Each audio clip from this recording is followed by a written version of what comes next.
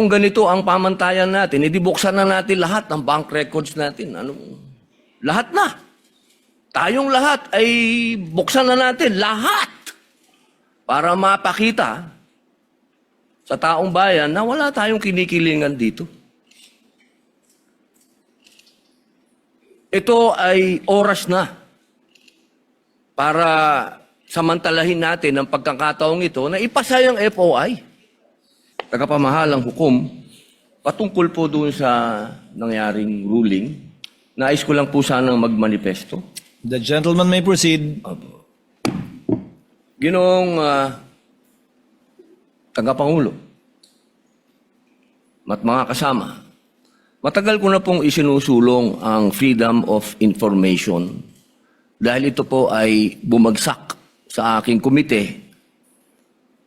Ito po ay tunay na kailangan natin sapagkat dito po talaga natin mapapatunayan yung sinasabi nating public trust. Pero meron din po kasing napakahalaga yung tinatawag na equal protection of the laws. Sang-ayon po sa Artikulo 3, Section 1 ng ating Konstitusyon, Bill of Rights, ang nagsasabing hindi dapat alisan ng buhay, kalayaan o ari-arian ng sinumang tao ng hindi kaparaanan ng batas. Ni pagkaitan ang sinumang tao ng pantay na pangangalaga ng batas.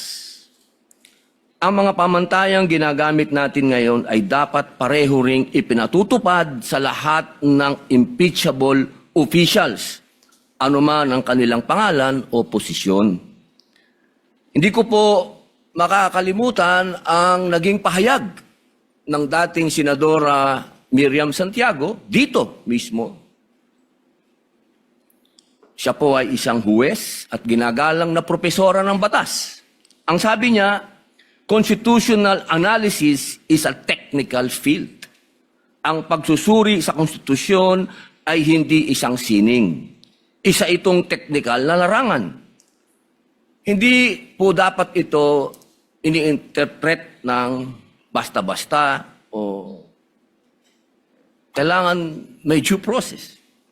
Nung una ko pong narinig kanina, na ipaliwanag po ng ating Senator Judge Alan Peter Cayetano, tinanong sa prosecution kung ganito rin ba ang ginawa nila nung may impeachment kay Presidente Bongbong Marcos. Napakalinaw po na ang sagot nila ay hindi naman sila nagtanong. Hindi sila nagsaliksik kung paanong ginagawa nila ngayon sa pangalawang Pangulo. Ang akin po lamang, makatarungan ba na hindi parehas ang trato natin dito? Dapat sana parehas eh. Kaya po, ang hinihiling ko sa atin, total naman, lahat naman kayo ay sumang-ayon na sa Freedom of Information Bill ko. Hindi pa nga lang nagsasubmit ang House of Representatives. Bakit kung ganito ang pamantayan natin, edi buksan na natin lahat ng bank records natin. Lahat na. Tayong lahat ay buksan na natin. Lahat. Para mapakita sa taong bayan na wala tayong kinikilingan dito. Ito ay oras na para samantalahin natin ang pagkakataong ito na ipasa yung FOI. Kasi kung ganito, na parang meron tayong tinititigan sa tinitingnan, hindi maganda ito para sa taong bayan. Tandaan po natin, pantay-pantay tayo sa harap ng Diyos at ng batas. At hinihingi ko po sa inyo na ilagay sa record ang aking pagtutol sa ruling na ito. Maraming salamat.